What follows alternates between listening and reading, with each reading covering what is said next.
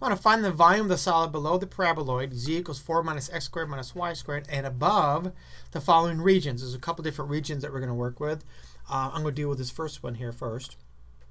Let's see, I've got r goes from 0 to 2, and theta is from 0 to 2 pi. So see, this is going to be working in 3 space.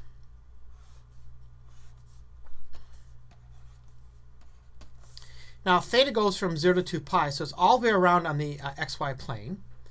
And the radius is from 0 to 2. So the region, this is 2. I'm going to have this circular region on the xy plane. And I'm going to take a look at the projection onto the plane over this particular region of this paraboloid. So when x and y is 0, I'm going to try to draw this paraboloid a little bit here. When x and y is 0, z is going to be 4.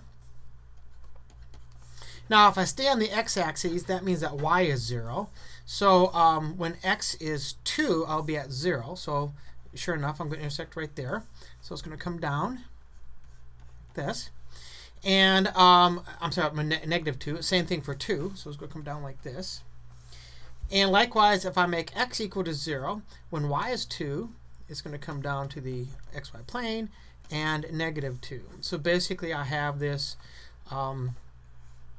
paraboloid, just like I said it is, that rests above the xy plane. So I'm looking for is a volume of the solid between this surface and the xy plane.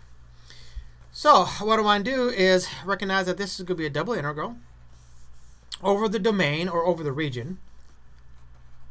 And I will have 4 minus x squared minus y squared dy dx or dx dy. It doesn't really matter until we figure out exactly what we're going to do with this. Now, setting up as in terms of x and y would not be very pleasant. And plus, it gave it to us already in polar coordinates. So this is not polar coordinates. I need to make a conversion there. But notice that x squared plus y squared equals r squared. So z is actually 4 minus r squared. So I can take a look at this double integral now as 4 minus r squared. And don't forget, when I switch to polar, I'm going to have an r dr d theta. I have the extra r that comes in there. And let me see, I can do this with respect to theta first or r first. I wrote r, so let's go do that first.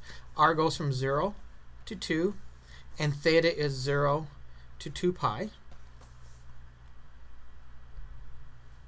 So this is going to be the same as the double integral, 0 to 2 pi, 0 to 2 of 4r minus r cubed dr d theta.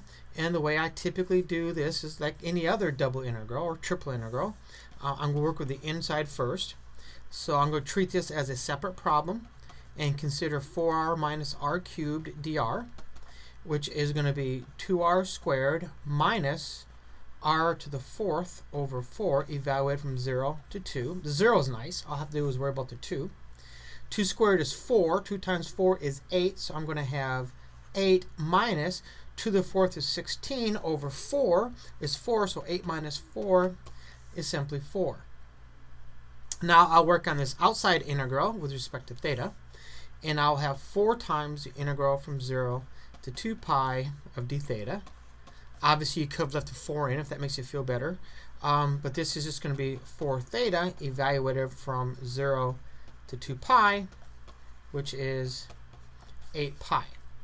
So the volume between the xy plane and this paraboloid, above the xy plane and this paraboloid, is going to be 8 pi.